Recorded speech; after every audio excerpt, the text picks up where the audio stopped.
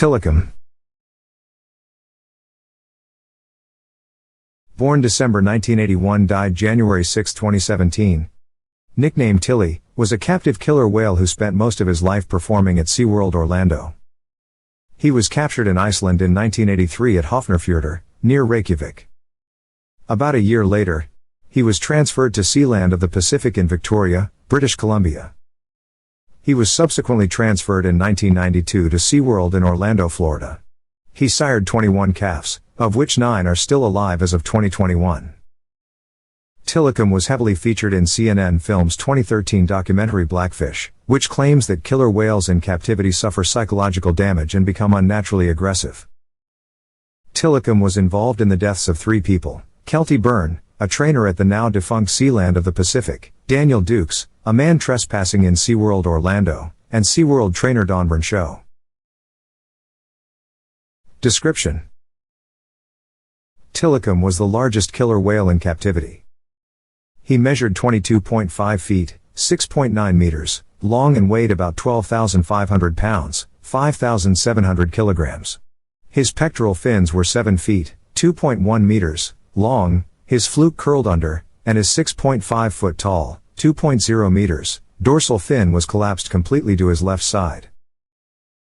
In the Chinook jargon of the Pacific Northwest, his name means friends, relations, tribe, nation, common people. Origin of Tilikum. Tilikum was captured when he was 2 years old, along with 2 other young killer whales, by a purse seine net in November 1983, at Barufjörður, Iceland. After almost a year in a tank at the Hafnarfjörður Marine Zoo, he was transferred to Sealand of the Pacific, in Oak Bay, a suburb of the city of Victoria on Vancouver Island, Canada. At Sealand, he lived with 2 older female killer whales named Haida 2 and Nootka 4. As a result of their matriarchal social structure, Tilikum was abused by Haida 2 and Nootka 4, who behaved aggressively towards him, including forcing him into a smaller medical pool where trainers kept him for protection. Fatalities.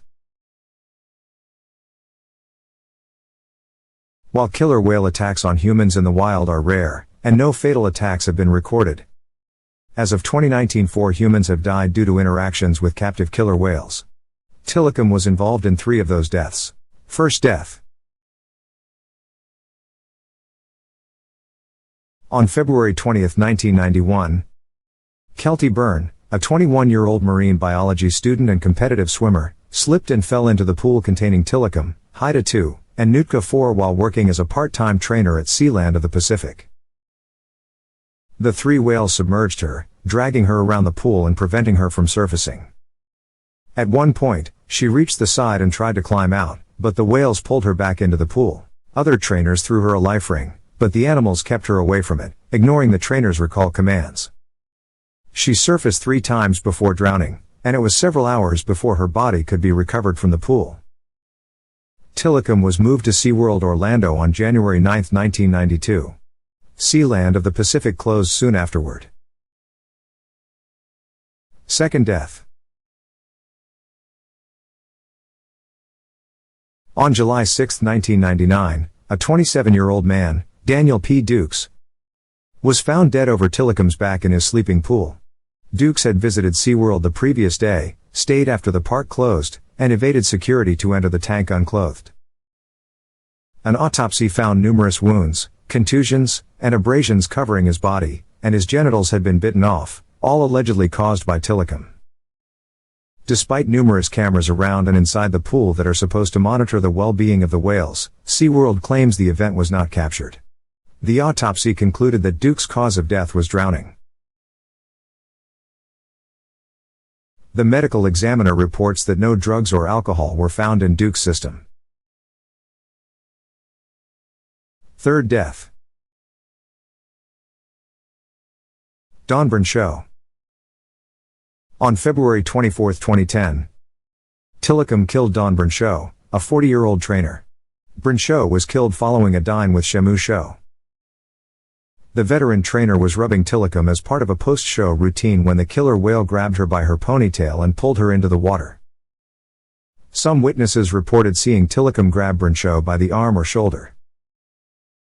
He reportedly scalped her, then bit off her arm and swallowed it during the attack.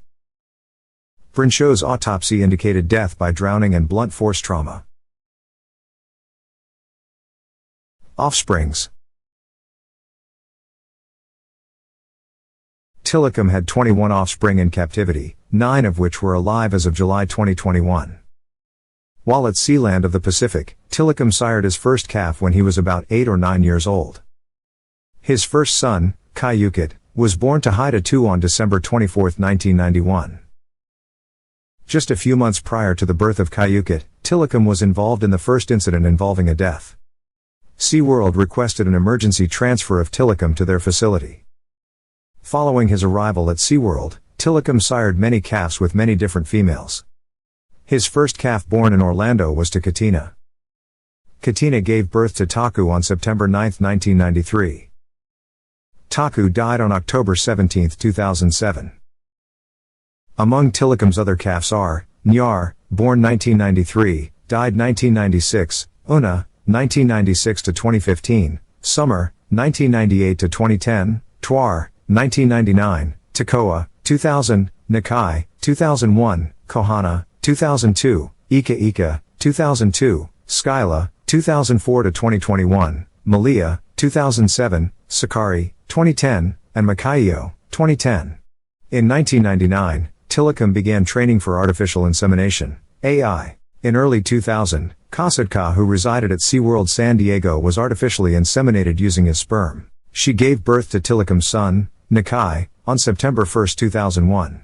On May 3, 2002, another female in San Diego, named Takara, bore Tilikum's calf through artificial insemination. Tilikum was also the first successful, surviving grandfather orca in captivity, with the births of Trua, 2005, Nalani, 2006, Adon, 2010, and Victoria, 2012 to 2013. Declining health and death. SeaWorld announced in March 2016 Tilikum's health was deteriorating, and it was thought he had a lung infection due to bacterial pneumonia, a common cause of death in captive and wild whales and dolphins. In May 2016, it was reported Tilikum's health was improving. On January 6, 2017, SeaWorld announced that Tilikum had died early in the morning. The cause of death was reported as a bacterial infection.